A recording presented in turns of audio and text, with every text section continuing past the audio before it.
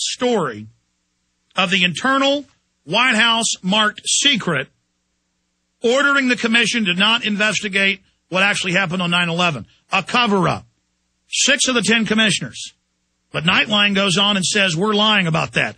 You are lying. It's been in every major paper that 6 of the 10 say it's a criminal cover-up. They can't even get their own people they've appointed to lie. They know they murdered our own people there. You know the courage it takes for folks to expose that? But we have no future if we don't put ourselves under the gun. Only by facing up to these bullies do we have any chance of beating them. If you have any self-preservation instincts, any love of God, any love of truth, you must. I'm talking to all you well-to-do yuppies and people that think you're part of the system and laugh at anybody that cares. You think you're getting ahead by being narcissistic and never getting involved. You think it's cool and cute what's happening. I've had a lot of businessmen stop me on their Harleys or whatever on the side of the street on Congress and go, hey, you seeing the black helicopters, Alex? And I go, you really think 9/11 isn't an inside job? And they go, so what? We had to do it. That's how things get done. You know, they think because they can buy, I mean, a lot of people in business and life think this is cute. They know. They think that's how you get America motivated. We have all these Pentagon documents where these people need another 9/11 attack. That'll get them motivated. Okay, I'm going to shut up now. I appreciate him coming in when we invited him in. And he's going to be here with us for the next 46 minutes. Ronald F. Avery. Ron Avery, he owns the Silver Eagle Tap House. He's an architect, engineer, licensed architect and interior designer in the state of Texas. Ran for U.S. House Representative, 28th District. He's a great guy. He's done countless activist work. He's also headed up a lot of the activity of the Campaign for Liberty and other folks supporting Ron Paul. And he is here with us in studio, and he's going to be heading up a big event this weekend at the Doubletree Hotel. And we have that press release. In fact, we'll get a document cam shot for folks here in a moment, up on Infowars.com.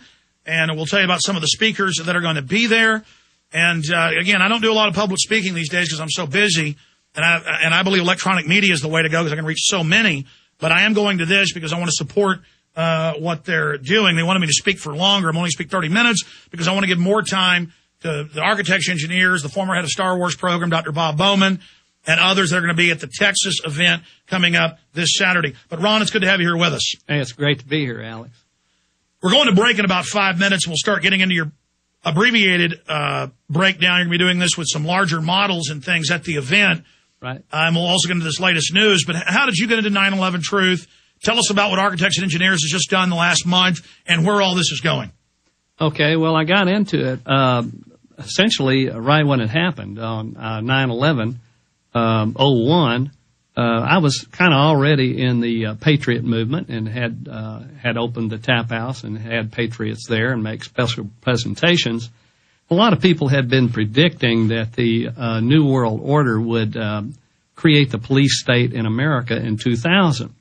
And so actually they were a year late. So as soon as I heard about the World Trade Center having collapsed, or one of the towers, I knew right then that this was going to be the event that they were going to bring the New World Order in on, or the police state in America.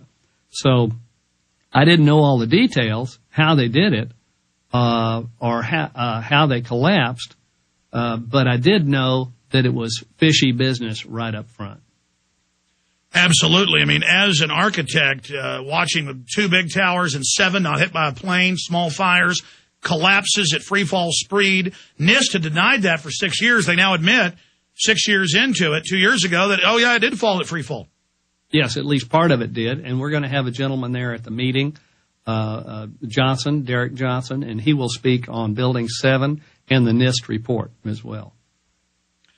The system's getting really scared of 9/11 Truth. Yes, it is, and they should be, because it is really their project, and they've everything in this country now is designed or promoted by what happened, what they claim happened on 9/11. And if they lose that, if they lose the cornerstone, they lose the whole deal. Well, not just the science of this, which is legion, but the history of governments, and our own government admittedly staging terror, and then within minutes on every channel, And this is covered in Fabled Enemies, the same talking points. The world has changed. You're going to have to give your rights up. We're going to have to attack Iraq. Right. Within minutes, they all had the same talking point, and they had CIA operatives as the towers collapsed going, oh, the fires did it. And as you can see the footprint. You can see these operatives on the same channels.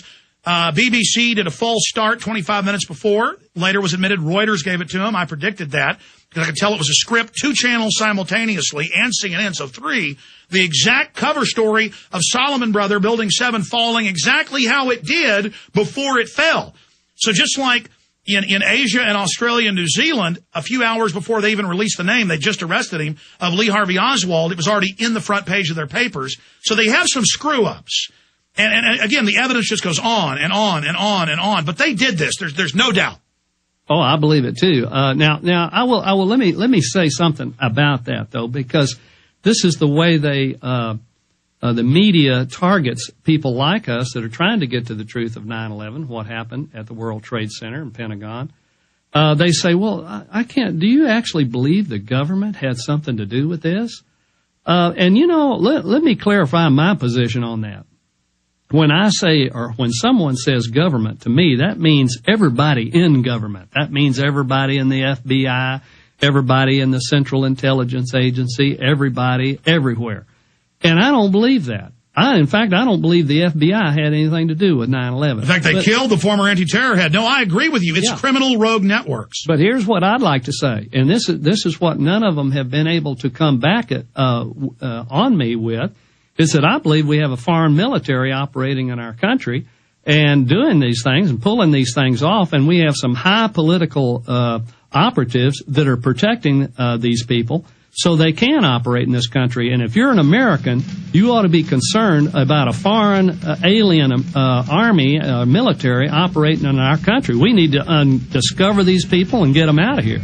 And I would guess you're talking about Israeli involvement? I sure am.